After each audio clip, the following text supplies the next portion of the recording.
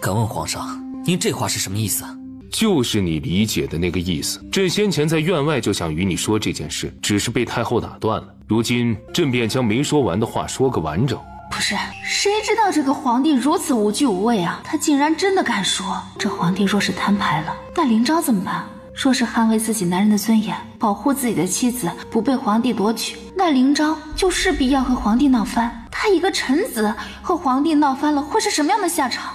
他和萧家怕是都得亡吧。可他若是选择了顾全大局，顺从皇帝，效忠皇帝，把自己的新婚妻子拱手让给皇帝享用，那这个事儿一传出去，灵昭岂不是要成为天下人的笑柄？哎，这个男人对我挺好的，真的，我不想让这个男人陷入两难之地，所以这个事儿暂时还不能摊牌，绝对不能。是，皇上先前支开你进我房间，就是很不好意思的和我说了生孩子的事情。他说他成亲18年一无所出，太医束手无策，诡医传人宋岁欢替他诊脉之后也没有什么好办法。他见我居然能够治好你的怪病，于是就满怀希望的来找我，希望我能把他的病治好，让他也能拥有一个亲生骨肉。怎么改口了？不是要摊牌吗？怎么又不敢说了？真的是这样？不对，若只是这样，那你方才为何说皇上把我支开后进你房间说的那些话，我一定想不到也不敢想。皇上若只是请你治病，这有何不敢想的？谢君临负手似笑非笑地看着沈元微，他倒要看看这小姑娘要怎么圆谎。因为皇上不能生育，她得病之处是不能见人的地方，要检查自然是要脱去衣衫的。皇上问我能不能勉为其难地帮她看下病，你这个做夫君的会不会建议我用这样的方式帮她看病？朕只是想让沈元微1个月后侍寝，沈元微现在就想脱朕裤子？我刚刚就是想偷偷和你说这个事儿啊，你没想到吧？也不敢想吧？皇上竟然想让我帮他看病，还是用这样的方式帮他看，我都觉得匪夷所思，难以启齿。我本来是想跟你一起偷偷取笑皇上来着，谁知道皇上他耳朵这么敏锐，他听到了，还为了维持自己那点帝王颜面，自己跑过来了。哼，取笑朕？朕生不出孩子是挺好笑的，那么就好好为朕治病吧。朕让你生上3、5个，就不好笑了吧？如此说来，倒是解释得通了啊，说得通了，一切都说得通了。好险，我差一点就误会了皇上。你呀你吓死我了，我还以为……他摇头没有再说，转身冲谢君临跪下赔罪，请皇上恕罪，方才微臣想多了，误会了，是微臣该死，请皇上饶恕微臣的愚钝。谢君临闻言低头看了眼请罪的将军，又瞥向沈元微。沈元微盯着他，大气都不敢喘，生怕他说出真相。这姑娘现在不敢说，那就暂缓些日子。可总有一天，这件事是要让灵昭知道的，因为朕绝不可能放弃跟沈元微要一个孩子。起来吧。皇上，您的病元微恐怕真的没法治，不是臣小心眼儿，不许他为您看病，而是他虽能安抚微臣体内躁动的力量，可那并非医术，他也无法像太医和宋神医那样为您扎针开药的。不错，皇上还是另请高明吧。先前臣妇就和您说过了，您的病臣妇真的没有办法治，臣妇连药材都认不全，又如何能治病呢？是吗？灵昭的病萧夫人都能治，又怎会治不好朕呢？无非是萧夫人不肯替朕治罢了。皇上高看臣妇了，臣妇就是不行，不论是帮您看一眼，还是给您治一下，臣妇都不行。皇上与其把希望放在臣妇身上，不如多去催一催宋神医。他说他正在为您配药呢，说不定哪天就揣着一瓶药进宫来见您了。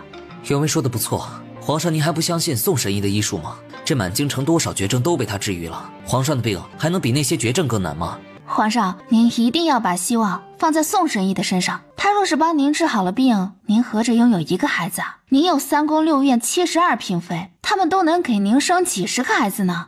是，只要宋神医出手，皇上说不定还能比微臣早2年做父亲呢。到时候您的太子都满地跑了，微臣的孩子怕是还没出生。都让朕去找宋岁欢，宋岁欢要是有用，朕还需要觊觎臣妻吗？还几10个孩子，把朕当鬼骗。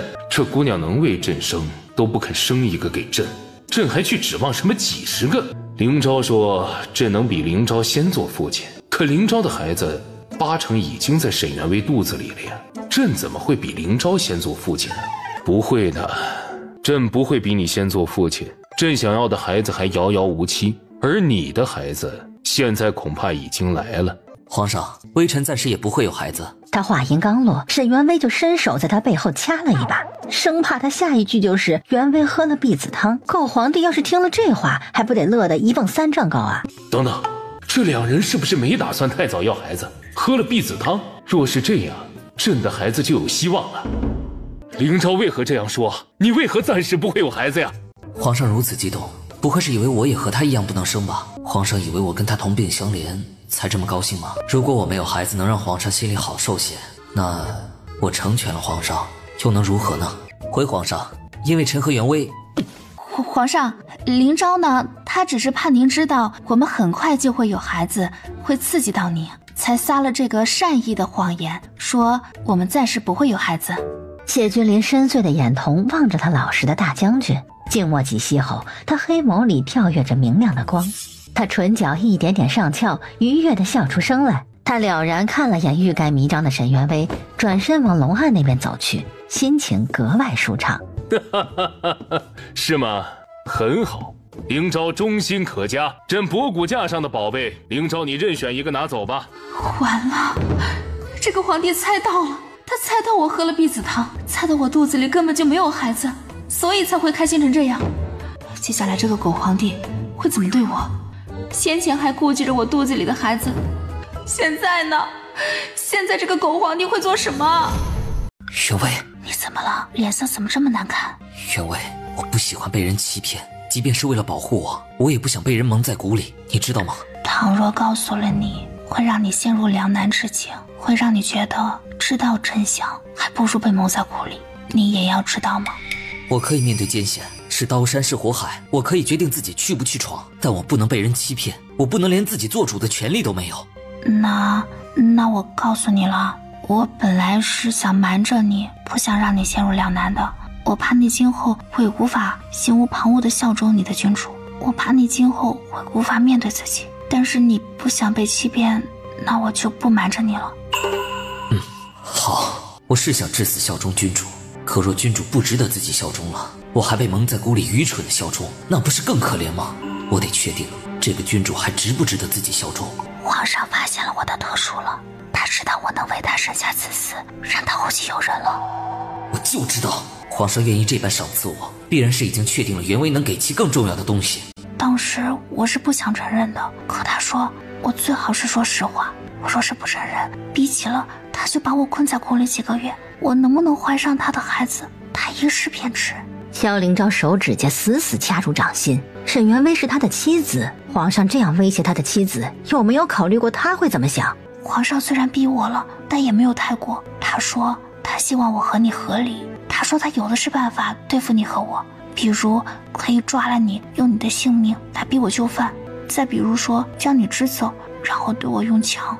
可是他不忍心这样对你和我，他说他如今还有时间，他还没有被逼到绝境，他想慢慢想个两全其美的法子，不伤害你，不伤害我，还又能让他如愿的。是，皇帝有的是手段，因为那是坐拥天下的皇帝，是能随时杀我萧家满门的皇帝。这个皇帝若真想做个无道昏君，现在就可以把我捉拿，污蔑我在太极殿发病，失去理智袭击君王，导致君王受伤，借此将我打入天牢，然后再对外宣称元威为了救夫，当场撞墙自尽，神不知鬼不觉地把元威改名换姓藏进后宫里。可皇上如今还没有这样做，皇上还顾念着君臣之情，还在犹豫，这件事就还有转圜的余地。皇上知道我们暂时不能有孩子，竟高兴成那样，是不是你跟他说你肚子里有了我的孩子了？皇上让我最好在年底之前就和你和离，我不想，我就说我1-2年之内是不可能和你和离的，因为我已经有了你的孩子，我要把这个孩子生下来。他若是不让我生下这个孩子，我便让他的孩子也没有办法出生。于是他便说，接下来1个月，他不会让你和我同房，他要看一看我到底有没有身孕。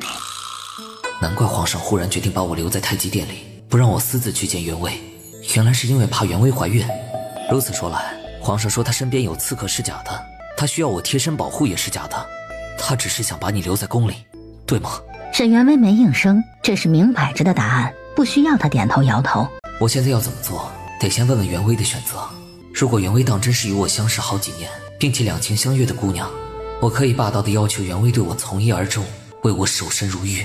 可是我也只是昨天刚认识袁薇而已，袁薇是来救我命的恩人，不是我相爱好几年的姑娘。袁薇有权利选择要我，还是要这个至高无上的95之尊？袁薇，我只问你，你是要我，还是要皇上？你若要我，我现在就带你出宫。皇上震怒我可以应对，皇上要杀要罚我扛着。可你若是要他，那么我尊重你的选择。你能出现在我面前拯救我，已是对我的恩赐，我不会成为困住你的枷锁。现在还是自由的。要你呀，我当然是要你。我若是要他，方才在那个房里我就可以勾搭他了。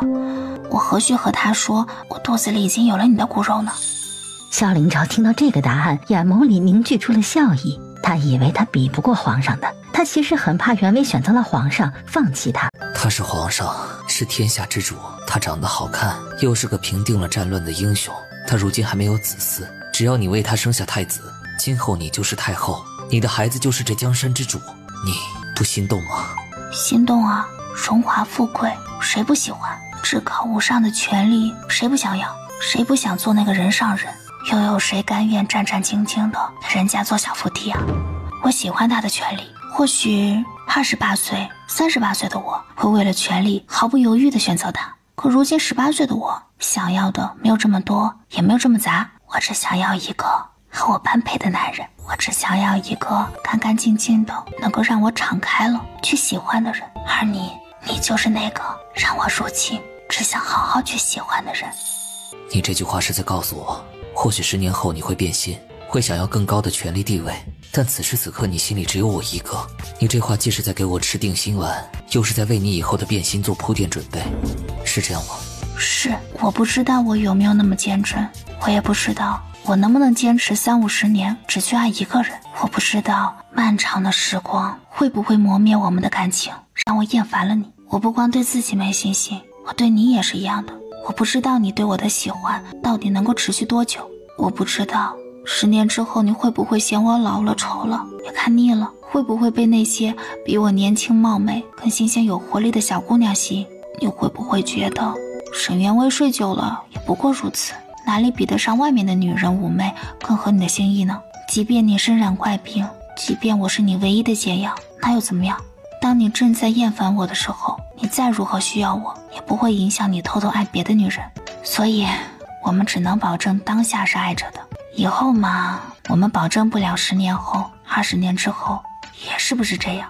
人心是善变的，若你今后变心了，我不想整天死守着一个变心的男人，为你哭为你闹为你痛彻心扉。我不愿整天看你和别的女人恩爱，我也不愿意为了得到你一丁点的爱就去可笑的争宠。我会离开你的，若我变心了，我不喜欢你了，我们的结局也是一样的分离。所以我现在就将我的心思坦诚地告诉你，我不知道10年之后我还会不会和你在一起。你若是怕了这个善变的我，觉得这样的沈园薇根本不值得你和皇帝对抗，那你现在就可以及时止损，和我和离。你说10年太远，人心善变，那我们就不去管10年后会如何，我们只说当下。我今日若带你走，至少1-2年里你不会变心，对吗？按照我本来的打算呢，我是想等这7-8年之后再考虑给皇帝生孩子的事情，所以何止1-2年啊，只要能够扛住来自皇上的压力，我们可以在一起7-8年，不止1-2年，至少3-5年里头都不想离开你。你这么好，我和你相守1-2年怎么可能够啊？3-5年也挺好了。离开了原位，我只是个无人能救的疯子，我要整日被铁链拴在院子里，浑浑噩噩，生不如死。跟袁薇相守，我至少还能再做3-5年的正常人。何况3-5年后我们未必就会和离，只要我足够好，袁薇又怎么会舍得离开我？那先前我们说再过几年要孩子，这话就不能作数了。既然你未必会跟我在一起一辈子，我自然得趁着我们相爱的时候早点要孩子。夫妻一场，你给我留个念想好不好？好，我们今天回去就要孩子。我一天没身孕，我就一天不安心。谁知道皇上会不会突然发疯不做人？如果肚子里有个孩子的话，他就算是突然发疯强迫我堕胎，我还能休养1个多月呢，他也不至于说硬来就硬来。做好准备了吗？我现在就带你出宫。只要你和爹娘不怕我连累你们被皇上降罪惩罚，只要你愿意带我走，我就只跟你走。萧凌昭与他相视一笑，两人手牵着手从博古架后走出来，一步一步来到龙案前。皇上，您博古架上的宝物，微臣一件都不要。微臣只要微臣的无价之宝，也请皇上不要夺臣所爱。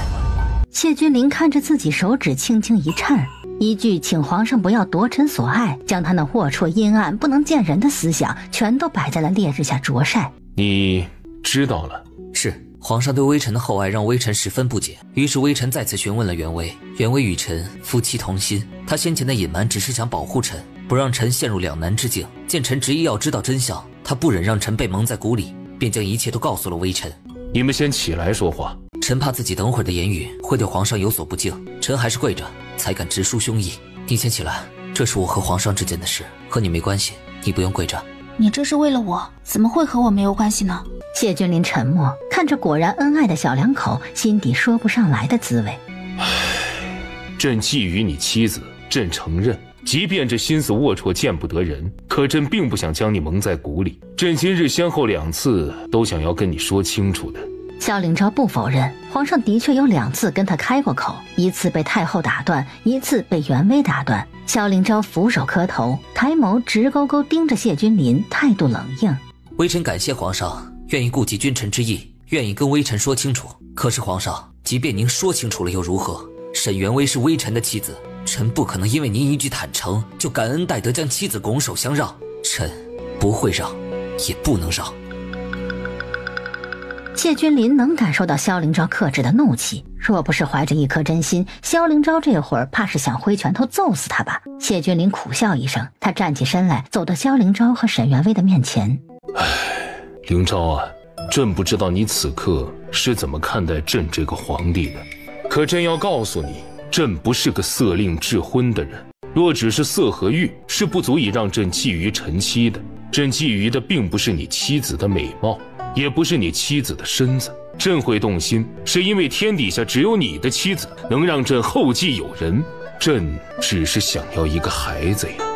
元微姑娘，若天底下还有第2个女子能生下朕的孩子，那么任你再如何貌若天仙，朕也不会对你有任何冒犯的念头，因为你已嫁作人妇。朕就算是爱慕你爱得要死要活，朕也会克制内心的渴望，不会夺取你。朕不是那么龌龊的人，朕从来不想伤害你们小两口。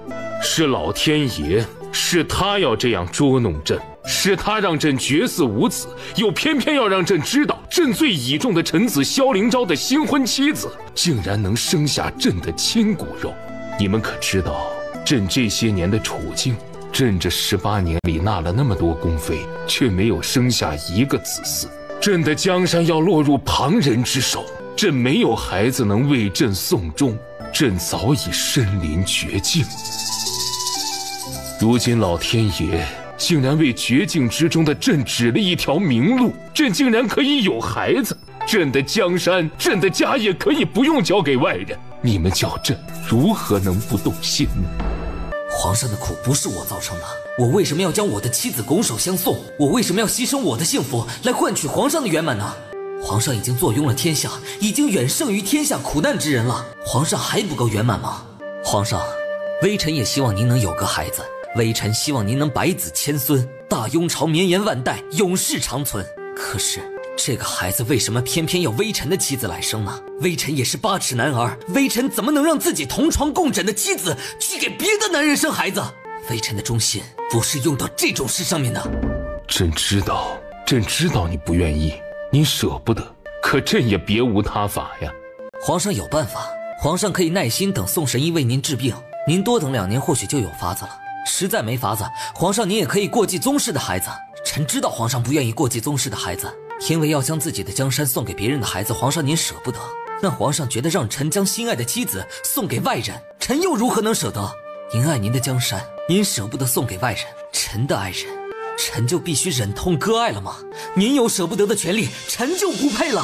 谢君临一时无言以对，他想说美人怎么能和江山比，江山远比美人更重要。可看了一眼沈元微，他又觉得这话会把沈元微得罪死，他没说。皇上的意思臣妇明白，皇上是想说，女人怎么能和您的江山相比呢？您的江山是无价之宝，萧凌昭的妻子算是什么东西？可是皇上，您的江山，它只是您的宝贝，它和萧灵昭又有什么关系呢？这也不是他的江山，难道他把妻子献给您，您就会把您的江山送给他吗？皇上，您让灵昭忍痛割爱，那您又愿不愿意割爱呢？不然你们两个交换。这姑娘，她知不知道她这话有多大逆不道啊？若是换做别人敢说这样的话，这会儿已经被拖出去杖责了。袁威，不可如此说话，萧家没有不臣之心，萧家从没有染指江山皇位的心。我知道萧家的忠心，我不是真的让皇上拿江山和你做交换，你们不敢要，皇上他也不会给。我只是想让皇上清楚，你的妻子对你而言，就和皇上的江山对他而言一样重要。皇上视江山如命，你妻子也是你的命。皇上既然舍不得江山，也该理解你舍不得妻子的心情。皇上己所不欲，勿施于人。您都不愿意割爱，那就请您成全灵昭和我吧。请皇上成全，放微臣和袁威出宫，臣可以为皇上出生入死，即便葬送了性命，臣也不惧。这是臣的忠心，可枕边人微臣不能相让。要朕用江山来换吗？可以，你们要朕整个江山，朕不会给。可是朕愿意给你们一座城池，朕可以封你们为诸侯王，从此你们的封地不再受朕管辖，你们可以世世代代在封地做土皇帝。朕用这样的条件来换一个亲生骨肉，你们可愿意？沈元威和萧灵昭同时惊愕地望着谢君临，许诺给他们一座城池，会不会给太多了？你们不必怀疑，朕说到做到。一座城池的确很多，可朕若不生个亲生骨肉出来，将来整个江山都会送给别人，又何止一座城池呢？能用一座城池换一个亲骨肉继承朕的江山，朕可以舍弃。当然，朕也可以用强硬的手段达成目的。朕可以捉拿灵昭，用你们萧家满门的命来逼你和袁薇姑娘妥协。可朕始终觉得，朕不能这样待你们萧家，因为你们萧家为朕守住的不只是一座城池，朕宁可将城池送给你们，也不能处死你们。灵昭啊，你和袁薇姑娘能否答应朕？沈元威心里微动，他偷偷看了眼萧灵昭，他不知道萧灵昭是怎么想的，但是他觉得这个条件挺能诱惑人的。这样的赏赐，没有人不想要。倘若皇上是因为我战功赫赫而给这样的封赏，我会感动得当场落泪。可这样的封赏，要靠出卖妻子而得来，这就不是大丈夫所求了。我是一个男人，我不会出卖你来换取什么东西。可是你的身体是你自己的，不是我的所有物，我无权替你做主。你若想要皇上许诺的这座城池，我不会怪你。沈元威睫毛眨了眨，没有立刻回答。谢君临左右打量一眼两人，他觉得萧灵昭的反应很奇怪，若是真的爱沈元威爱到骨子里，又怎么会说无权替沈元威做主呢？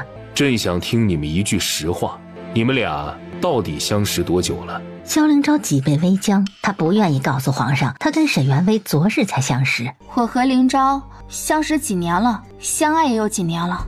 是吗？朕以为你们是昨日才相识呢。若是相识已久，袁薇姑娘你为何不早一点来救灵昭呢？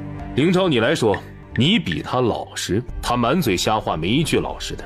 你来告诉朕，你跟她相识多久了？沈元威沉默跟萧灵昭对视，萧灵昭刚要硬着头皮撒谎。不要撒谎，你用你们萧家满门的性命来起誓，你接下来对你的君主所言，没有一句是假话。你告诉你萧家的列祖列宗，你萧灵昭不会欺君。皇上不用逼他了，我替他回答。我是和他昨天才刚刚认识，但是那又怎么样呢？你说那又怎样？袁薇姑娘，你们并非相爱多年的眷侣，你们才刚认识，那就意味着咱们三个人的关系可以重新定义一下了。昨天刚认识的你们俩，居然在朕面前装海枯石烂、至死不渝，朕竟然还信了你们的鬼话。哎呀，爱人，刚认识1天的爱人，你们这爱究竟有几分？你们呐，哪儿就爱得那么难舍难分了？你们怎么就不能和离了？你们所谓的爱，不过是灵昭你的病需要袁薇姑娘给你治，所以你不肯放手。而袁薇姑娘呢，贪图灵昭年轻英俊，家世好，是个大名鼎鼎的战神。你们彼此需要，可你们哪有什么真正的爱情啊？是一夜的夫妻，你们之间情谊固然是有的，可是并没有爱到情深似海的地步啊！朕忽然觉得呀，朕横插一杠子拆散你们，好像也没有那么不道德了啊！朕可以理直气壮地跟灵昭竞争抢人了，是吗？是，任凭我和袁薇装的再相爱，我们也不过是刚相识1天的陌生人而已。我这个病人需要袁薇治病，离不开袁薇，可袁薇却并不是非我不可。袁薇愿意救我，是袁薇心善。袁薇其实对我没有任何的责任和义务，她随时都能心安理得地离我而去。皇上，您坏臣因缘夺臣所爱，您当然是不道德的。即便微臣与袁薇才相识1天，她也是微臣的妻子，是官府认可，是拜了天地的妻子，她是不能被旁人夺取的萧家妇。皇上说微臣和袁薇没有爱情，那臣斗胆问您，这天下有几对夫妻是因相爱而结合的？这天下有多少人成亲之前连面都没见过，只是因为父母之命媒妁之言就结为了夫妻？说这样没有感情的夫妻都可以被人肆意拆散，那皇上，您的天下就要乱套了。臣再说句大不敬的话，您说臣和袁薇不够相爱，那您后宫的嫔妃又有几个是跟您先谈了一场轰轰烈烈的爱情，然后再结合的？您爱他们其中的谁？若不相爱就活该被拆散，那皇上您又能否接受别的男人来抢走您的嫔妃？哼，平日里不善言辞的，逼急了也不是挺能说的吗？这道理一套一套的。沈元薇是你的妻子不假，可她与你才相识1天，她不爱你，朕就可以让她自己主动与你和离。她没拿你们萧家的聘礼，你们也没有八抬大轿娶她过门，甚至连宾客见证都没有。你们这仓促冲喜的姻缘，她是有反悔的资格的。若她自己要跟你和离，你没有强留的资格，是不是？皇上是知道怎么钻空子的，皇上是知道怎么击溃我的。袁薇，方才我问了你的，对不对？你选择了我，是你亲口说你要我的，对不对？你说只要我带你走，你什么都不要。你告诉皇上，你不和离，你要我。好像只要我现在放弃了这个男人，这个男人就会彻底碎掉，就连自尊和骄傲一同碎成齑粉。我怎么忍心让这个男人碎掉？是我要先选择这个男人的。这个男人在我和帝王之间做抵抗，我怎么可能抛下他，让他自尊被摧毁，让他的骄傲被碾成泥呢？是我选择了你，我要你，我只要你。皇上，您听见了吗？袁薇说了，他不会跟臣和离，他选择了微臣，他只要微臣。今日3人把事情摊开讲到这个份上，萧凌昭这个一夜的情郎态度已经不重要了，能真正做主的是沈元薇自己，而朕有的是办法蛊惑沈元薇自己放弃。元薇姑娘啊，你有没有想过男子为什么能3妻4妾呢？男子能同时拥有很多女子，不就是因为他们手中掌握着权力吗？你若是有了权力，你一样可以以女子之身拥有3妻4妾。只要你敢做，只要你不在乎世人的流言蜚语，你也可以在你的城池里坐享齐人之福，同时拥有好几个男人。你瞧啊，你可以先给一个位高权重的男人生个孩子，换取一座城池做诸侯王。等你有了权力，你就可以把你最喜欢的男人安置在你的城池里，潇洒快活度过余生。这样的日子不是比你住在人家的将军府看人家脸色更自在吗？生个孩子不过是耽误你1年的功夫罢了，可你还能跟你最爱的男人拥有漫长的余生啊，不划算吗？不是，这狗皇帝为了要个孩子已经疯了是吗？为了蛊惑我生个孩子，连这种话都说得出来了？我的君主终究还是疯了吗？抢人抢不赢我，就用这种卑劣荒唐的法子来欺骗蛊惑自己的妻子。袁薇，你不要信皇上，他是在骗你。一个帝王，他绝不可能准许他的女人离开他，去和别的男人潇洒快活。如今你不肯从了他，他便用这种话来欺骗你。哎呀，被凌昭看穿了，朕的确是欺骗沈元薇的。你不要听凌昭说的话，他是不想失去你才如此吓唬你。朕可以向你承诺，只要朕得到了梦寐以求的亲生骨肉，朕一定不会禁锢你的自由。袁薇，你不会真的信了皇上吧？皇上对孩子如此看重，会只要一个孩子就满足了吗？谢君临冷飕飕盯着萧凌昭，萧凌昭低着头不去看谢君临的视线，声音却没有停止。如今皇上没有孩子，说只要有一个继承江山就行了。可当皇上有了一个孩子的时候，皇上又会想，万一这个孩子不成器怎么办？得有2个孩子才保险。有了2个孩子，皇上又会想，2个都生了，再多1个又何妨？袁薇，不要答应。你今天若答应了留在皇宫，那么你将永远无法离开，你会一辈子留在皇宫生孩子。你漫长的几10年里只能重复做一件事，那就是不断的生孩子。生孩子就是你唯一的价值。你别信灵昭说的话，朕不会言而无信的。朕是天子，一言九鼎。朕说会放你自由，就一定会。你若不信，朕现在就可以给你一道圣旨，保证孩子出生以后，你可以自由离开皇宫。这样，你是不是就能放心了？萧灵昭张嘴又要说话，灵昭，不要挑战朕的忍耐极限。你不用说，我都懂。我来到这个世界之后，为什么要第一个去找萧灵昭？为什么不先去给绝嗣皇帝生孩子？不仅仅是因为我嫌皇帝的年纪大不干净，更是因为我自己心里清楚，若是贸然跟了绝嗣皇帝，我的人身安全都无法得到保证。皇上，您给的条件的确很诱人，可是我不要您的城池。在我心中，萧灵昭比城池还要重要。我是他的妻子，我只想和他回家。员外，我一定带你回家。我相信你。回家？若朕今日不答应放你们离开呢？难道你萧灵昭还要夺了侍卫的兵器杀出宫去不成？微臣不敢在皇上面前动武，可皇上若要强留微臣的妻子在您的后宫，不许微臣带她离开，让微臣受夺妻之辱，被文武百官嘲笑，那么就请皇上杀了微臣，以全臣的名节，让微臣的妻子带着微臣的尸体离开吧。萧灵昭，你别激朕，你别以为朕真的不敢杀你。皇上要夺臣之所爱，皇上要夺走唯一能治臣怪病的妻子，这与杀了微臣又有何异？世人皆知萧家忠心耿耿，愿意为了守护江山满门战死。为什么萧灵昭如今却不愿意让出一个女人？朕知道自己这样想很混账，朕只是想要个孩子，朕只是想要个孩子而已呀。现在时机正好，在这种双方对峙、命悬一线的情况之下，我要是说出那句不要脸的话，就没人能骂自己不要脸了吧？皇上，您为何要如此逼我和灵昭呢？他为了您出生入死，难道我今日不从了您，您就真的要杀了他不成？好，您不就是想要个孩子吗？我的清白难道比我夫君灵昭的一条命更重要？我生就是了。我只求皇上，您再等2年行不行？我愿意跟您定下誓约，若此后2年宋神医无法治好您的病，那我就进宫侍奉您，皇上您如愿。可是如今不行，如今宋神医还在为您制药，我不甘心，我真的不甘心。万一他能治好您的病呢？那您就不用夺臣妻了，我也不用背叛夫君来服侍你。求您再等2年行不行？你为何厌恶朕至此？你若与灵昭感情深厚，那么朕破坏你们夫妻感情，你怨恨朕，朕理解。可你昨日才与灵昭相识，你怎么就厌恶朕至此呢？皇上，我说过了，我对灵昭一见钟情，在皇上眼中，我与他只有1天的情谊，可在我心中，这1天胜过10年。我既然爱他，自然厌恶要将我从他身边抢走的人。岳伟，你不用如此委曲求全。我说过，我不会让你为了我牺牲什么。倘若做我的妻子就要让你牺牲自己，去做违心的事，那一个如此连累你的男人，还有何颜面做你的夫婿？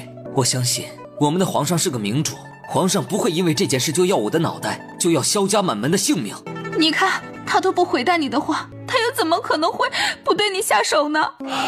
这就纯属污蔑了呀！朕只不过是刚跟灵昭冷硬对峙过，一时不知道该怎么回答灵昭。这姑娘怎么能因朕的沉默就一口咬定朕要对萧家下毒手呢？朕要下毒手还用等到现在啊？皇上他若真的要我的脑袋，我愿意赴死，我宁可自己死，也不能连累你为我受屈。可是我不要你赴死。你说你连累了我，你哪里连累我了？你明明是被我连累的。说你没有娶我，你就不用为了我跟你誓死效忠的君主闹到这种地步。是我害了你，你来萧家救我，我却害了你。你别这样说，你没有害我，真的。其实往开了想，这也没什么，跟4条命相比，贞洁算什么？1年的分别又算什么？只要我们大家能够好好的就够了。我们一家4口的命比什么都珍贵，您说是不是？萧灵昭红着眼眶，收紧手臂，将沈元威用力抱紧在怀中。原来在有些女子眼里，朕皇帝的身份不过如此。谢君临缓缓后退一步，又慢慢转身，走回到龙案那边。朕口口声声说不愿意用灵昭的命来逼迫你们，到头来你们的妥协还是因为朕的逼迫。皇上的目的已经达成了，又何必再惺惺作态呢？您若是真的不想逼迫我们，事情也不会发展到这一步。谢君临张了张嘴，又觉得说什么都苍白无力。方才的誓约，皇上答应吗？皇上若答应暂且放过我们，若愿意再等2年，那您现在就写契约吧，我签字。朕还得考虑考虑。我和林昭已经做出了最大程度的妥协了，皇上您还有什么不满意的？朕知道你厌恶朕什么，你厌恶朕妃嫔众多，你厌恶朕不干净。那么朕问你，你让朕等你2年，这2年里，朕若是宠幸了别的妃嫔，你又会怎样看朕？你到时候又哭着闹着说朕脏，宁死也不进宫，朕又该拿你如何？既然你要立下誓约，这些就全都得先说好了。皇上宠幸您的妃嫔与臣妇没有关系，皇上可以随心所欲。若是皇上勤奋操劳，能生个1儿半女，那是天大的好事，必将举国同庆，臣妇只会欢喜至极。好啊，既然你不介意，那么今后你就别再跟朕说一个脏字。朕愿意遵守你的原则，为你守2年的干净，是你不要。你都脏了18年了，养你这2年的干净又有什么用啊？谢君临将沈园微的表情尽收眼底，特别的憋屈。停止你心里的嘲讽，朕没有你想的那么脏。朕本不重女色，最初成亲那3年，后宫仅有皇后和2个妃子。若不是为了孩子，朕不会纳上几十个的。这2年确认朕生不出孩子以后，朕就极少去后宫了。如今更是已8个月未曾踏足了。不重女色，哼，为了生孩子才广纳妃嫔，哟。那他是不是还觉得自己挺委屈的？皇上与妃嫔的事情，臣妇不想知道。皇上对2年之约还有什么其他顾虑吗？若是没有，现在就立下契约，放臣妇和林昭出宫吧。朕当然还有顾虑。你与朕约定2年，那你有没有想过朕还能活多少年？若朕只能再活个10年呢？仅有10年，你要朕空等2年，2年之后朕就一定能一举得男吗？若生不出皇子，是不是又得再等2年？你有没有想过，这般耽误下去，朕驾崩之时孩子才多大？朕如此逼你们，只是因为朕知道自己会短命。若朕能再活20年，朕不会如此咄咄相逼。这皇帝怎么不说他明天就要去死呢？是不是今晚让他洞房，他就不焦虑了？非说自己是个短命的。好啊，那是不是现在洞房给他生个孩子，10年之后他没病也要赶紧自尽滚去死啊？不然怎么对得起他口口声声说的短命呢？所以这2年之约，你们容朕考虑1天，明日朕再答复你们。好，皇上您考虑您的，我和林昭是不是能出宫了？你说呢？让你们出宫了，林昭连夜把你送走，把你藏起来，朕上哪儿去找人呢？不等沈园微说话，谢君临就一锤定音：你先去太后娘娘请功，明日朕一定会给你们一个答复。沈园微不甘心地盯着谢君临，谢君临也盯着他，没有半点商量的余地。几息后，沈园微败下阵来，他再怎么不情愿，也只能听从皇帝的旨意。算了，今日之事能达成这样的结果，已经是一个帝王最大的让步了。那我先去太后娘娘请功了，你要发病了就喊我来。你会不会怨怪我无用，怨我没有保护好你？你已经很棒了，真的，你愿意以死来抗争，怎么会无用呢？难道要逼你弑君，逼着你造反，这才叫做有用吗？不，你若冲动弑君，搅得皇城动荡，血雨腥风，让百姓无辜遭殃，这才是大错特错。这会辜负你们萧家列祖列宗的英灵，也会让我与你一起成为千古罪人。林昭，你知道吗？我喜欢你是个忠臣，我喜欢你是个保家卫国的战神，我从不喜欢乱臣贼子，所以我又怎么会愿意看到你为了我成为千古罪人？林昭，千万不要自责，这是我自己的结束，不是你没有保护好我。你能好好保护我的，你能，我的余生还要等你来守护呢。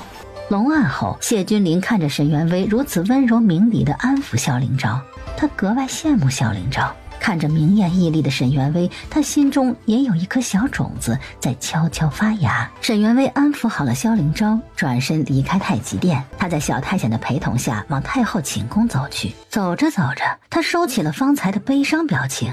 他一点都不悲伤，对于要给绝嗣帝王生孩子这件事儿，他一开始就有心理准备。虽然他预想的是7、8年以后再进宫，时间提前了，计划被打乱了，让他挺郁闷挺烦躁的，但是想开了也不是不能接受。他以后可是要做诸侯王的人，他还有几十年潇洒快活的好日子要过呢。不必太纠结，只是有点对不起萧凌昭。可转念一想，若没有他，萧凌昭就只能做个被囚禁在院子里的疯子，甚至得眼睁睁看着老父亲自尽在宋穗欢面前，自己也被宋穗欢废去体内的力量，做个废人，这不是更惨吗？他带给萧凌昭的利益明明比伤害多得多。没有了心灵枷锁，沈元威脚步轻快地来到寿康宫。你们俩快去请宋神医入宫，瑞王又在拿脑袋哐哐撞墙自虐了，脑袋撞得血乎乎的，太后娘娘拽都拽不住他。是啊，我们也不敢上前去触碰瑞王爷，我们若上去，他就不光是撞墙自虐了，他会直接一头撞死自己。瑞王在撞墙自虐？那家伙除了躲在床底下偷偷的割腕自虐，竟然还喜欢撞墙。沈元威抓住一个宫女的胳膊。瑞王在哪儿？萧夫人，您是大夫对吧？您是不是能帮我们瑞王？我不确定，你先带我去看看。两人在偌大的宫殿里穿梭步行，很快宫女领着沈元威来到一个清静的院落。萧夫人，您先不要进去，我们王爷他害怕别人接近他。沈元威颔首，他伸手轻轻将院门推开一条缝，朝里面张望。阿佑，你快停下！阿佑，你乖好不好？你别这样折腾自己了，你已经把脑袋撞破了，你是不是要心疼死娘了？阿佑！听着太后的哭喊声，沈元威能感受到太后娘娘的绝望。宋神医每次来也不能靠近瑞王爷吗？是的，瑞王也不让宋神医靠近，可是宋神医能捏着银针冲过去，强行让王爷昏睡过去。要王爷昏睡的话，你们就不能把他打晕过去吗？啊，不敢啊，萧夫人。侍卫也不行，我见有的侍卫可以系人颈部让人昏睡。侍卫们不敢，只有皇上才有那样的武力，也只有他才敢用手劈王爷脖梗，把王爷打晕。沈元威重新望向院子里的少年，奇怪，光团不是说要赐予我听心声的能力吗？为什么我听不到这个瑞王的心声啊？刚这样想，沈元威忽然听到一道清润的声音在他脑海深处响起。想死，母后为什么不让我死？听说人死了就会重新变成小孩子投胎转世，哥哥想要小孩子，母后经常哭想要孙子，那群坏人每天逼着哥哥过继别人的孩子，我去死，我去做哥哥的儿子，只要我死了，我就可以重新投胎做哥哥的小孩子了。哥哥有了小孩子就会笑了，母后有了孙子也不会哭了。让我去死，母后为什么不让我死？原来这个瑞王突然哐哐撞墙，是想撞死自己，然后投胎给皇帝做儿子。他不忍再看少年用这么疼痛的办法寻死，他伸手将院门推开，门被开启的动静让姜太后循声望过来。沈元威走进院子里。太后娘娘，臣妇能不能请您先放开瑞王，请您出去一会儿，臣妇想试试能否安抚好瑞王。你真的能安抚阿佑？臣妇可以试试。姜太后盯着沈元威，她不知道沈元威究竟能不能安抚他儿子，可是看着儿子已经血乎乎的脑门，太后别无选择。她强行逼迫自己放开手，她一步步往后退，不放心地提醒沈元威：你别离阿佑太近了，会吓到他的，你千万别靠近他。好的，娘娘。姜太后一步步退到院子门外，捂着心口期待地望着沈元威。王爷，人死了是不会投胎转世的，你死了，这世上就再也没有你这个人了。你不会变成你哥哥的小孩，也不会变成你娘亲的孙子。你死了，他们不会高兴，他们到处找你也找不到，他们会崩溃，他们会日日哭泣，他们会生不如死。撞墙的少年毫无反应。沈元威知道对自闭症患者要多一点耐心，于是他放慢语调又说了一遍。几秒后，少年撞墙的频率慢了下来，他明显已经听到了沈元威的话，可拒绝跟人沟通的他依旧背对着沈元威。王爷，那些人都是骗你的，人死了也不会投胎转世，人死了只会腐烂，只会发臭，长出虫子，根本也不可能投胎转世的。你若是把自己撞死了，也就再也活不过来了。少年虽然依旧没有回应沈元威，可他撞墙的频率又慢了些。王爷，我告诉你一个好消息吧，你哥哥很快就有自己的小孩子了，你娘很快也会有孙子了，也不用你去死，他们也能有自己的孩子和孙子。瑞王撞墙的动作终于停下来，他木呆呆地站立几秒，然后迟钝地望向沈园薇。女的，还是女的？哎呦害怕，哎呦好怕。他盯着少年的眼睛，少年强撑了几秒，就慌忙低下头去，害怕与他有眼神接触。王爷，你不要怕，我不会伤害你的。你若是怕我，我就往后退。你看我退到这儿了，够不够？要是不够的话，我再后退2步，好不好？瑞王迟钝地慢慢抬起头，看了一眼沈园薇。自闭症的人不太敢跟别人有目光接触，他只敢看沈园薇的口鼻，目光落在沈园薇嫣红的嘴唇上。好红啊，会吃人？他是来吃我的吗？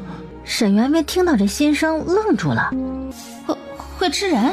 我明明嘴巴这么小，怎么被这个王爷说的跟个血盆大口似的？再说了，我嘴唇也不红啊。我不吃人，人多难吃啊！猪牛养上10年，肉质都又柴又硬了，人养了几十年，怎么会好吃呢？对不对？瑞王眼睫颤了颤，一双黑眼睛盯着沈园薇不再嫣红的嘴唇，迟钝地反应了好半天。脑袋痛，要晕了，摔下去能不能把它砸成肉泥？沈园薇瞳孔微张，等等，这小少年好像也没有想的那么清澈单纯，他心眼是不是有点坏呀？来，你瘦得跟个鸦片鬼一样，还想把我砸成肉泥啊？我怕你没这么大本事。瑞王看着忽然靠近了一步的沈园薇，他像只壁虎一样将身子紧紧贴着墙壁。不要过来，不要过来，不要过来！要是敢过来碰我，我就把头上的发簪往他耳朵里扎，我从他左边扎进去，再从他右边耳朵钻出来。他会叫得很大声吧？啊，那真的会很吵，他会吵到我的，会吵到我的。哼，这单纯个屁呀！这分明就是个疯子吧？我只是想靠近他，他就想着拿发簪把我的耳朵捅个对穿。自闭症的患者果然是理解不了别人的情绪，果然是没有同理心的。太后娘娘，瑞王不再撞墙了，可他畏惧臣妇靠近，臣妇无法上前替他包扎，还得请娘娘您亲自来。姜太后飞快地走进院子，多谢你了，萧夫人，多谢你啊！萧太后快步掠过沈园薇，迫不及待地跑到端王身边。哎呦，快进屋，母后帮你包扎伤口。瑞王抗拒进屋，他一动不动地站着，一声不吭，只盯着那张桌子。姜太后顺着他的视线看去，桌子上就是一个瓷盘，里面摆着青瓷茶壶、4只杯子，其他什么也没有。哎呦啊，怎么了？是不是这套茶具用久了腻了，想换新的？母后让人重新换套新的好不好啊？瑞王没有反应，他只是一味地盯着茶具，看不出是喜欢还是厌恶。你先进来，来，母后帮你包扎好伤口，再把这套茶具换掉。哎，你的脑袋还在流血呢，不能耽搁的，你乖好不好啊？瑞王仍旧不吭声。花纹乱掉了，他乱掉了，他不一样，他不一样，他不一样。沈园薇挑眉，桌面上的4只杯子和茶壶是一套，上面画着3只孔雀在草丛里悠闲踱步的图案。可此时此刻，4只杯子是孔雀图案朝向门口，而茶壶却是草丛图案朝向门口。瑞王说的应该就是那只茶壶的花纹不对。娘娘，王爷应该不是嫌这套茶具不好看，应该是您移动了他的茶壶，茶壶的图案与4只杯子不一样了，他有一种被您打乱了他节奏的焦躁不安。真是茶壶摆放的问题，要不您挪动一下试试？姜太后走进屋子里，一边挪动茶壶，一边留意瑞王的表情。当他将茶壶转了一个面，让4只杯子和茶壶的图案保持一致后，他忽然看到一直站在门口不肯动的瑞王不再抗拒进屋了。他看他的儿子重新迈进门槛，乖乖地走到桌边坐下了。还真是这样。姜太后冲沈园薇笑了笑，转身去拿药酒和金疮药来替瑞王包扎。她用药酒为瑞王清洗了伤口，又撒了一层金疮药，然后用透气的棉布将伤口一圈一圈缠起来，将布头绕到瑞王脑袋后面打了一个结。姜太后以为大功告成，可瑞王抬手摸了摸额头，却突然烦躁地伸手撕扯起来，一副要将棉布扯下去的架势。哎呦乖哈，母后知道你不喜欢缠着东西，可是你受伤了呀，不缠的话伤口会一直流血，会发脓溃烂的。瑞王不听，他低着头兀自扯着棉布，越来越烦躁。兔子，一个耳朵的小兔子，小兔子，一个耳朵的小兔子，兔子，一个耳朵的小兔子，兔子呢？小兔子。沈元威困惑地盯着瑞王，什么兔子啊？他是不是说要把这个结打在额头上这边，打的结翘起来，就像是只有一个耳朵的小兔子？娘娘，您把瑞王脑袋后面那个结打在瑞王额头前面试试。姜太后已经不再质疑沈元威的话了，她赶忙将儿子脑袋后面的结解开，重新绕到儿子额头前打了一个结。焦躁不安的瑞王摸了摸额头上翘起来的那个蝴蝶结，轻轻晃了晃脑袋，很满意的望了望姜太后。阿佑啊，你是不是记得小时候的事儿啊？你被父皇砸伤了脑袋，母后给你包扎伤口，在你脑袋上打了个结，你想将它扯掉，是你哥哥跑过来抱着你，哄着你说咱们阿佑多好看呐，多像个只有一只耳朵的小兔子啊，乖乖的，好看的要命。你是不是记得自己是个小兔子，是哥哥的小兔子啊？啊？瑞王没有反应，他兀自摸着脑袋上的结，兀自开心着。开心了片刻，瑞王忽然迟钝地转头望着沈元威，不敢跟人眼神接触的他，只匆匆看了一眼，就快速低头。好奇怪，那个女的为什么懂我？母后说母子连心，会不会那个女的才是我娘？沈元威翘起来的嘴角又慢慢拉平了。她没那么老吧，年方18，貌美如花，她还不是给人当娘的年纪。沈元威已经安抚好瑞王了。寿康宫的小太监才骑马来到鬼医传人宋穗欢家中，宋穗欢正在为母亲针灸双腿，得知瑞王又撞墙了，赶紧去里间拿医药箱。狗皇帝，你的报应马上就要来了。看着宋穗欢走出来，宋母若无其事地问：你说你研制的这丸药也许能治皇帝的不育之症，那皇帝岂不是要高兴疯了？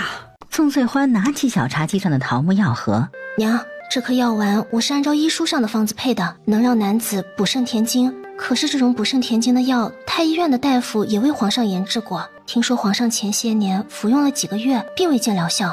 如今我这药方虽与他们不同，可它未必能治好皇上的病啊。我想了想，决定暂时不献给皇上，我再多研制一段时日，多找几个病人来试试疗效，多做改良，确定能治好的皇上再献上去。不行，机会难得呀！今天我是听说女儿研制出了成品，才谎称腿又疼了，来女儿院子里让她帮我针灸的。若是这次不成，下次可就没这么好的机会能动手脚了。欢欢，你可是鬼医传人，鬼医老前辈留给你的医书，是太医院那些庸医的医书能比的吗？娘，您是不是对女儿过于盲目相信了？不是盲目相信，是我女儿本来就有这个实力。欢欢，皇上承诺，只要你让她生下孩子，他就册封你做女王爷。娘已经等不及，想看你重振宋家了。你不知道那些贵夫人有多势利眼，他们可都是狗眼看人低的。我当然知道他们有多势利眼。当年我们宋家鼎盛之时，萧家老两口就要跟我们定儿女亲事，可宋家一没落，他们就不再认我这个差一点成他们儿媳妇的世侄女了。就是，他们竟然宁可娶一个乡野村姑也不要你，简直是太可恶了。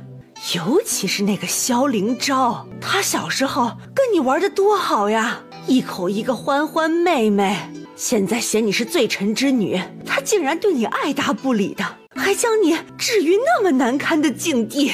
欢欢啊，你可得快点扬眉吐气，这样才能让他们追悔莫及。哎，你现在就把药献上去，下个月你就能挣个女王爷封号回来了。宋穗欢眼里光芒闪烁，是啊，扬眉吐气也是要抓紧时间的。萧灵昭如此辜负我，我是不会再等萧灵昭了。可我也不想看到萧灵昭好过，我想让萧灵昭痛苦一辈子。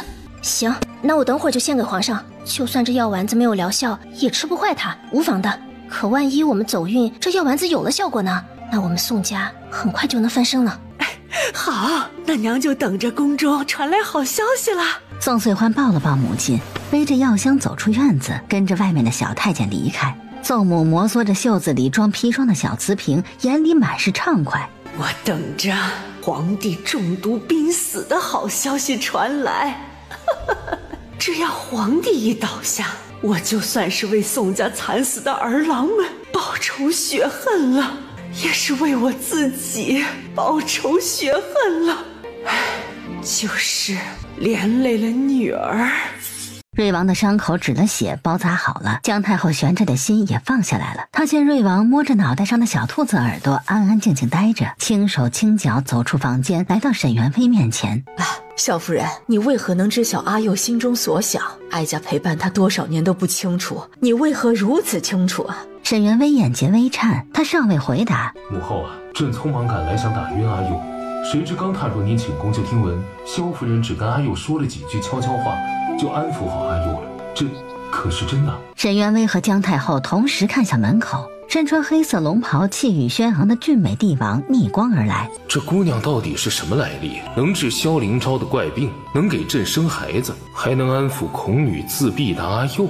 这姑娘身上到底还有多少秘密是朕不知道的？到底还有多少惊喜等着朕去发掘？这样的姑娘，朕又怎么舍得轻易将人放走呢？是真的，方才哀家怎么都拽不住她撞墙，可萧夫人不知跟阿佑说了什么，就眨眼的功夫，阿佑停了下来。不光如此啊，萧夫人还特别懂阿佑的心思。方才阿佑他不肯进屋，哀家正拿阿佑没辙呢。萧夫人忽然说，阿佑是因为桌上的茶壶图案摆放不一致，才有些焦躁不安。哀家听了他的话，把茶壶挪动一下，阿佑果然就不再抗拒进屋了。萧夫人怎么会如此厉害？你是阿佑肚子里的蛔虫吗？臣妇能够知晓王爷心中所想，是因为臣妇小的时候与瑞王爷有一样的病，我们是一样的病人，自然更清楚他与你们正常人不同的言行意味着什么。萧夫人，你的病怎么治好的？你是不是有治病的药方子？你把药方给哀家，只要你能让我阿佑跟你一样病愈，我可以无数的金银财宝，我认你为干女儿，册封你为公主。母后啊，认作干女儿有些不合适吧？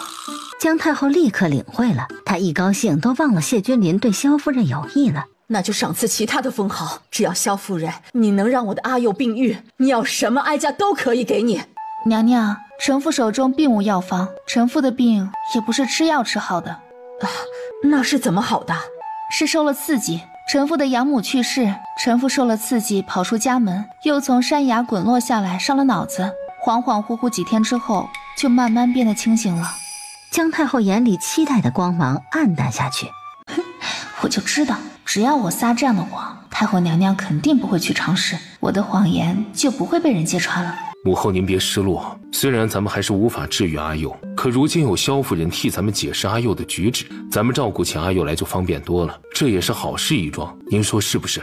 萧夫人，你真是咱们阿佑的救星，有了你，咱们阿佑就有救了。老天爷要是能早点把你送到哀家眼前来多好啊！哀家这13年照顾阿佑也不会如此艰辛了。13年？王爷不是18岁了吗？他小的时候没在娘娘您的身边吗？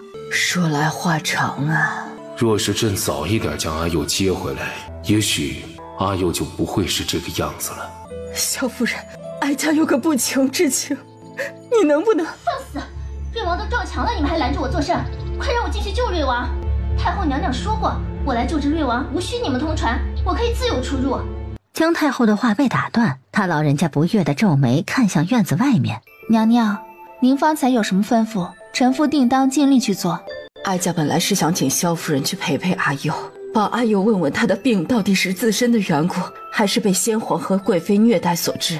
谁知道宋神医来了，宋神医主治的病人不许任何人插手，若哀家请萧夫人你帮忙，宋神医肯定就会怒而离开。好的，娘娘，臣妇明白了，那就等宋神医走了之后，臣妇再去。萧夫人，太后娘娘是不是还想嘱咐臣妇，千万别让宋神医知道瑞王方才是被我救下的，免得宋神医觉得瑞王不再需要他了，拂袖而去。是，哀家是这个意思。萧夫人，你能不能委屈一二？可以的，娘娘，这算不得委屈。萧夫人，你能理解哀家一个做母亲的心吧？凡是能帮阿佑的人，哀家一个都不想得罪。哀家想把你们都供起来，一块帮我的阿佑。沈元威能理解，他冲沈元威笑了笑，然后朝院子门口走去。沈元威一看到太后走远，立刻往旁边挪了挪脚步，迫不及待跟身边的谢君临拉开了距离。挨着站会儿，会让你少块肉不成？我不怕少块肉，我是怕肚子里多块肉。院外，你们一点也不急，瑞王是不是已经被人救下了？宫女眨了眨眼，没言语。是皇上搁置了公务，前来打晕了瑞王，还是哪位太医及时出手，用银针扎晕了瑞王？宫女没吭声，宋穗欢心中一沉。若是皇上打晕了瑞王，宫女会像往日一样告诉我的，不至于如此三缄其口不肯说。难道是哪位太医把我的诀窍学了去？太后打开院门，出现在她面前。宋神医来了，快请进。宋穗欢欠身行礼，然后跟着太后走进院子里。看到站在院中的谢君临，宋穗欢不意外，可看到沈元薇那一刹，宋穗欢立刻绷直了背脊。这女人怎么也在这儿？原本只有我能救的萧灵昭被这女人救了，萧家不再需要跟我翻脸了。如今同样只有我能救的瑞王，不会又被这女人救了吧？该死，这女人是来克我的吗？你在这儿做什么？我进宫拜见太后娘娘，太后娘娘来了这儿，我就跟到这儿了。切，撒谎！你又不是皇亲国戚，你一个没有诰命的妇人，凭什么进宫拜见太后娘娘？你也没必要跟我遮遮掩掩，你不就是来救瑞王的吗？怎么样，瑞王让你救好了吗？宋穗欢一边问一边看向瑞王的房间，见瑞王安安静静坐在那儿，没有在发疯撞墙。宋穗欢眼神一暗，哟，真能治啊！你还真是爱跟我抢啊！昨天抢我的男人，今天又来抢我的病人，我是哪里得罪你了吗？你要如此跟我过不去，我就好奇了。你说你是靠爱情治好的萧灵昭，那你现在又是靠什么治好的瑞王呢？不会又是爱情吧？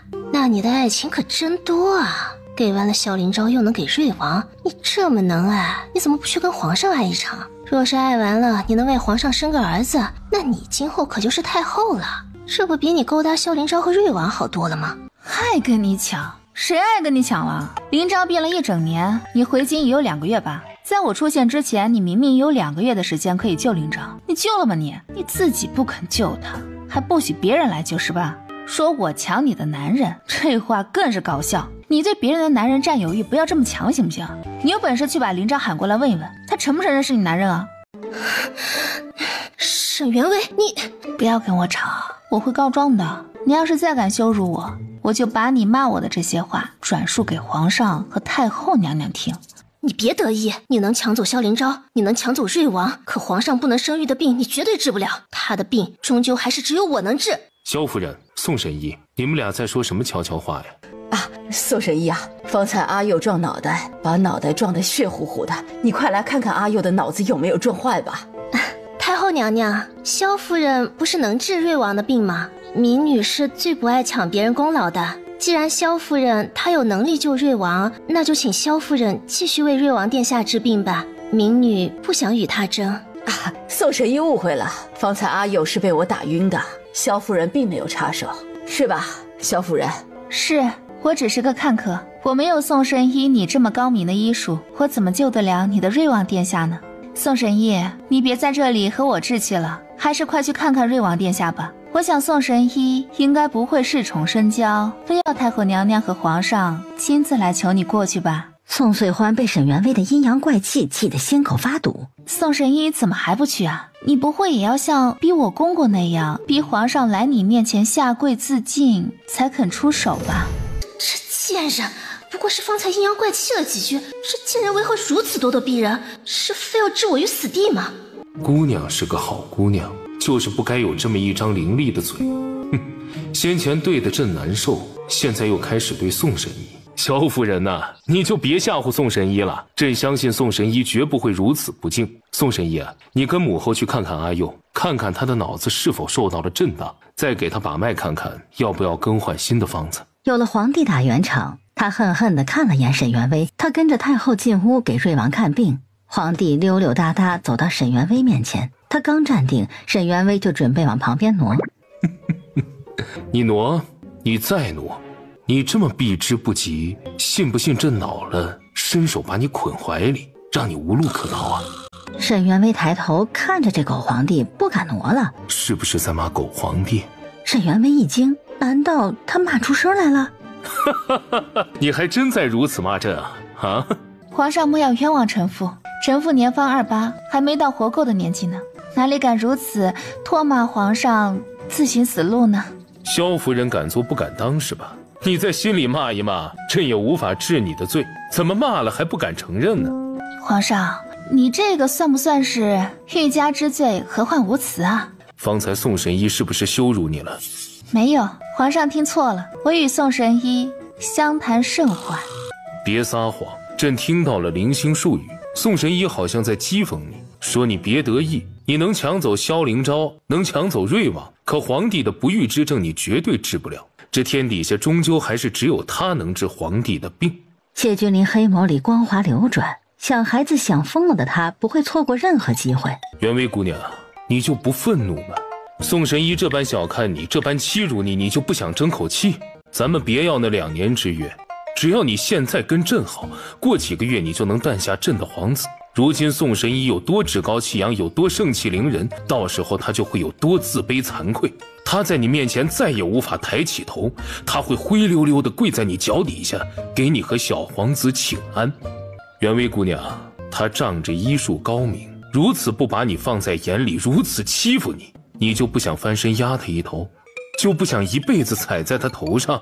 哈，原来这狗皇帝故意跑到我面前来搭讪，是为了蛊惑我和他好啊！哎呀，这份锲而不舍的韧劲，这种见缝插针的精神，真的是非常人所及啊！我不想争口气，我不想踩在宋神医的头上。宋神医是骂我了，可我骂回去了。宋神医的确也给我添堵了，可我让他心里头比我更不痛快了。我和他之间短暂的小仇怨是以我稳占上风结束，我现在高兴得很，我还有什么不消气的？这姑娘的破嘴是真能给人添堵啊，听得朕心里闷闷的，好久没这么憋屈过了。皇上，您为什么不笑了？是生性不爱笑吗？谢君临暗暗磨着牙，他忍了又忍，没忍住，忽然伸手握住沈元薇的肩，想让朕笑，好啊，朕笑了，就该你笑不出来了。话音落，他蓦地低头凑近沈元薇。沈元薇没想到这个皇帝会突然在这儿跟他动手动脚。元薇姑娘，你又为什么忽然不笑了呢？你也是生性不爱笑吗？沈元薇沉默，推开谢君临后退2步。他以为这狗皇帝是想兽性大发，可没想到人家突然动手动脚，只是为了把这句话还给他。可是看着谢君临动作这么大，结果只是为了还他一句话，他没忍住偏过头去笑出了声。当真不再考虑了吗？只要你放弃那2年之约，只要你现在就跟了朕，朕可以给你一切。不考虑，也不跟你。你就不能退一步啊？能啊，臣妇可以和皇上各退一步。皇上，您迫不及待想要孩子，那臣妇尽快治好您弟弟瑞王的病，尽快让瑞王成亲生子。过几个月，您直接过继瑞王的孩子，岂不是更加神速？朕以前不能有自己亲生的，当然想让阿佑生个儿子过继给朕。可朕现在能有亲生的了，谁还会稀罕侄子呀？朕喜欢自己亲生的，不想替人养孩子。你比朕看得开，那朕给萧灵昭赐几个妾，帮你生孩子行不行啊？你瞧啊，你这么害怕生孩子，有他们帮你生，你直接无痛当娘，白捡几个大胖儿子多好啊！沈元薇诧异地看着谢君临，他发现了这个皇帝之前对他确实是保留了实力，要真是火力全开对起人来，能把人给骂死。沈元薇对输了，整理着袖子，默默转过身去，望着门口装哑巴。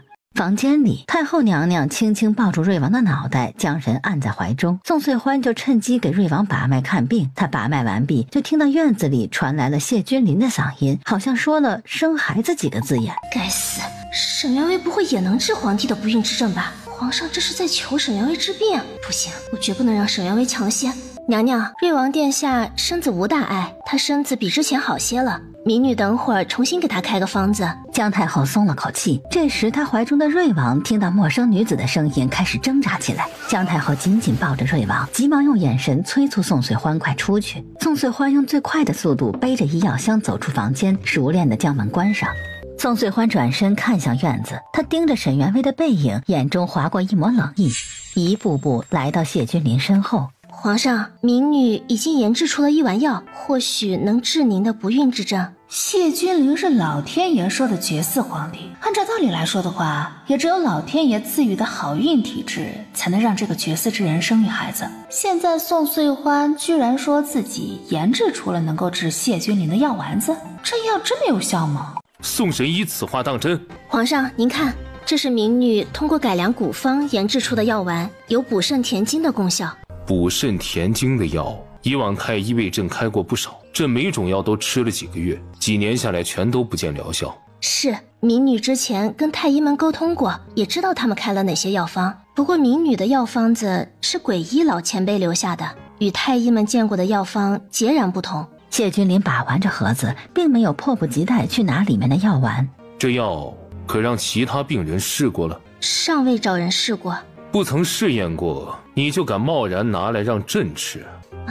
皇上，民女知道这太仓促了，民女原本也不想今日就献药的，可方才民女隐约听见您跟萧夫人说话，您似乎要请萧夫人为您治病，助您生孩子。谢君临跟沈元威下意识对视一眼，两人都没有说话。皇上，萧夫人已经抢走了民女的萧大将军，民女实在是不想再次被他捷足先登，所以斗胆将药献给皇上，请您试一试。民女敢以人头担保，这枚药丸对您是有益无害，即便是无效也不会伤身。宋穗欢敢以人头担保，可朕不敢用自己的命来轻易尝试。皇上若是不放心，可以立刻召太医来，将药丸子化进水里，让太医们检查。不必了，疑人不用，用人不疑。既然宋神医如此坦荡，再三申明这药无毒，朕又怎么会不信你啊？你起来吧，朕等会儿去了嫔妃寝宫便服用。希望宋神医的药真的有效果，到时朕必重重有赏。宋穗欢承恩站起身来，得意地看向沈元威。呵，狗皇帝要试，那就试吧，我也想看看狗皇帝吃了药能不能诞下子嗣。萧夫人，你瞧，宋神医已经为朕献上了药，你若现在改变主意，愿意帮朕，朕可以……臣妇不改心意，臣妇恭喜皇上喜得良药，祝皇上一举得男，江山后继有人。谢君临黑眸定定地盯着沈元威看了3息，然后转身离开了庭院。切，你不是不愿意帮皇上治病，你是根本治不了吧？若是能治，你又怎么会放过这么好的机会？你早就跟我抢着治了吧？是，我没那个能耐，我治不了。宋神医不是都说了吗？皇上的病只有你能治，别人怎么能行呢？宋穗欢见沈元威这般不在意的敷衍态度，他脸色有点难看。宋神医怎么还不走啊？是想趁热给我把脉看个病吗？宋穗欢的表情就好像吃了苍蝇一样，他咬牙盯着沈元威看了2眼，拂袖转身离开。皇帝拿了宋穗欢的药，这么高兴，这么迫不及待的离开，应该是去找妃嫔吃药试验了吧？那他是不是就能爽快的放我和林昭出宫了？太医院，替朕检查一下这颗药丸是否有毒。葛太医弓着腰，双手接过药盒子，他拿起药丸，用小竹片刮下一层药粉，置于茶杯中。他拿起银针往杯子里放，抬头笑着对谢君临说：皇上，行医者若是要下毒，一般是不会简单粗暴直接加毒药的，他们会采用2种相克且不让人注意的药物来使服药之人中毒，所以用银针试毒应该是试不出什么来的。微臣还得慢慢分析这药里的成分。停止你的滔滔不绝，你要不要先看看银针呢？葛太医微愣，他赶紧看向银针，原本银色漂亮的细针，这会儿竟然染上了一层灰黑色。哎呀，还真有这么蠢的人，竟然直接往药丸子里加砒霜，他是不是太辜负我们医者的身份了？正如葛太医所说，宋穗欢医术那么高明，要是真想毒害朕，不会用这么简单粗暴没脑子的手段。这毒8成不是宋穗欢自己下的，而是某个不懂药物的人干的。可这药宋穗欢递给朕以后，自己就揣袖子里，再没经过旁人的手，不会是朕身边的人下的毒，应该是宋穗欢自己那边的人。是谁呢？宋穗欢的母亲，或是宋穗欢的嫂嫂，想杀了朕为宋家男丁报仇。不论下毒的人是谁，敢毒害朕这个皇帝，绝不会被轻饶。宋穗欢同样逃不掉。谢君临瞥一眼那圆滚滚的药丸，不过他现在不急着去抓捕宋穗欢和宋家的人，他现在有更重要的事情要做。他他能不能将计就计呢？有没有什么药既不伤朕的身子，又能让朕吐血，能让朕像极了中砒霜之毒濒死的模样？皇上，没有什么药能让您吐血，还对您身子一点损伤都没有。有一点小损伤也无妨。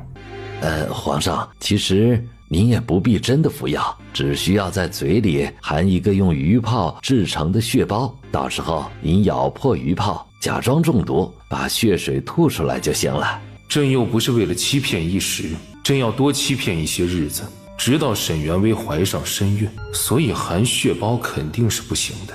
还是用药吧，让朕脸色发白，惨无人色，时不时吐点血，别人一看就知道朕中毒伤得很严重。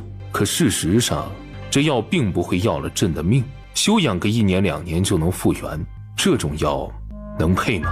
葛太医听得心惊胆战的。哎呀，那微臣马上就为皇上配药。1刻钟后，谢君临若无其事地回到太极殿。他远远就看见萧灵昭像笔直的小白羊一样站在大殿门口。他走近了，萧灵昭跟侍卫一块行礼，跪下时却比谁都僵硬抗拒。谢君临示意萧灵昭平身。是不是快要发病了？萧灵昭比往日里更沉默寡言了，只是低着头嗯了一声。谢君临知道萧灵昭这会儿心里不痛快。陈海，让人去请萧夫人来，告诉她收拾收拾，等会儿就跟萧大将军出宫去。皇上，朕放你和萧夫人离开。谢君临抬手拍了拍他的肩，萧灵昭心情激动，立刻磕头谢恩。微臣叩谢皇上，谢皇上。随朕进来，说好的2年之约不能不作数。朕今日可以退一步，你们2年后也得为了江山社稷履行诺言。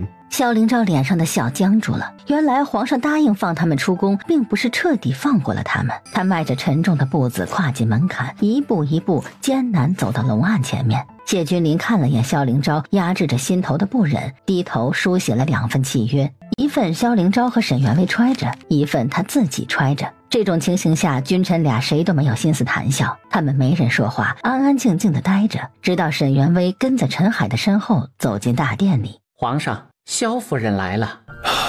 你出去。陈海麻溜转身出去将门关上。沈元威已经走到龙案前面，准备磕头行礼。谢君临免了他的礼，拿起2份契约递过去。你说的2年之约，朕考虑清楚了，朕如你所愿，与你定下约定，放你们离开。若是2年之后朕依旧没有子嗣，你必须遵守约定进宫，如何？他跟萧灵昭一同看着上面的内容，忽然他盯着后面补充的那一条，疑惑地看向谢君临。这是天有不测风云，人有旦夕祸福，谁也不能预料这2年里朕会不会突发疾病，所以朕补充了一条，若朕哪天突发疾病濒死，那么你得立刻与灵昭和离进宫伴驾，让朕在死之前能留下一丝血脉。不是这皇帝有病吧？一会儿说自己短命只有10来年可以活，一会儿又怕自己不久之后突发恶疾，他是不是真的活不了多久啊？这看着也不像啊。皇上为什么要加这一条？皇上会不会故意装病算计我们？皇上，容臣斗胆一问，您不会使诈吧？你是怕朕装病吗？那咱们就再加一条，到时候你们可以亲自从宫外带你们信得过的大夫进宫为朕把脉，确定朕是真的病危了，你们再履行契约，如何？臣不敢，有皇上这句话就行了，无需写进契约，签吧。沈元威这才走上前，将2张契约放桌上，一笔一笔写下自己的名字。看着他的名字落在纸张上，谢君临心里悬着的大石终于落了地。契约成，谢君临拿起自己那张契约揣入怀中。你们出宫去吧，等会儿朕也要去试试宋神医研制的药了。若是他的药有效果，下个月朕的嫔妃就会传来喜讯了。若是如此，那就是皆大欢喜，朕也不用昧着良心拆散你们小两口了。萧灵昭这才知道宋穗欢为皇帝献了药，难怪皇帝能这么爽快放他们出宫，原来已经有了另一条出路。他跪下给谢君临磕头，虔诚道：微臣诚心向上苍祈祷，愿宋神医大显神威，愿皇上龙体康泰，愿后宫每一个娘娘都为皇上诞下子嗣，从今以后皇上再也不用为子嗣烦忧。但愿如此啊！你们出宫去吧。萧灵昭与沈元威再次行礼，然后并肩走出大殿。刚一来到大殿外，两人就心有灵犀，同时伸出手与对方的手指紧握在一起。夫君，我们回家。好。萧凌昭紧握着妻子的手指，一步步走下台阶，两人越走越快，越走越开怀。真好啊，此事告一段落了，将来的烦恼是将来的事，至少接下来2年，他们可以相依相守。大殿里，谢君临平静目送两人离去。陈海，陈海很快跑进来，恭恭敬敬站在他旁边。皇上，你从朕司库里挑选一些好药材，半个时辰后送去萧家给老将军、老夫人，不急着回来。你在那儿多坐一会儿，替朕多安抚萧家。那奴才这就去皇上司库里挑选，选好了再来禀告皇上。谢君临颔首，看着陈海离去，谢君临缓缓放松自己，往后靠在椅背上。那小两口这会儿回去拜见了父母以后，肯定会迫不及待回房恩爱，所以朕要让陈海去送药材。陈海去了，萧凌昭和沈元威必定要出来迎接。陈海在那儿多坐一会儿，那两人就迟迟不能回房行周公之礼。到时候陈海还没走，朕中毒的消息又要传到将军府了。如此一来，朕就不用担心沈元威肚子里揣上萧凌昭的孩子。昨晚他们虽然圆房了，可沈元威已经喝下了避子汤，今晚他们又无法再行周公之礼，沈元威肚子里只会有朕的骨肉。谢君临闭上眼睛，即将做父亲的喜悦让他觉得中毒吐血也没什么可痛苦可畏惧的。萧家，沈元威跟萧凌昭骑着同一匹马，很快回到家中。老将军、老夫人在门口张望着，多番徘徊。看到儿子骑马带着儿媳出现在路尽头，老两口一直提着的心终于落下来了。爹娘在门口等我们呢。爹娘，老夫人笑着挥手回应。马儿到了老两口跟前，萧凌昭帅气翻身下马，单手紧紧握着沈元威的腰，将人稳稳地抱下来。娘，我饿了，我和凌昭在宫里都没有吃上饭。哎呀，都这么晚了，可不得饿吗？你们快回房啊，洗洗尘土，换身衣裳。娘啊，这就去厨房，咱马上就吃饭。沈元威甜甜应了一声，萧凌昭跟爹娘轻轻一点头，拥着他媳妇儿往府里走。很快来到他们的房间里，房门关上，沈元威正要往前走，就突然被萧凌昭搂着腰抱起来，转身抵在冰冷的门上。他惊讶一抬头，就撞入了萧凌昭那双炽热眼眸里。萧凌昭眼里涌动的是什么样的情绪，沈元威看得分明，他并不想拒绝。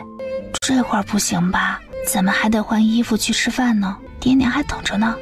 只是想亲近你，其他的我不会做。好，让我看看你到底有没有那么好的自制力。好。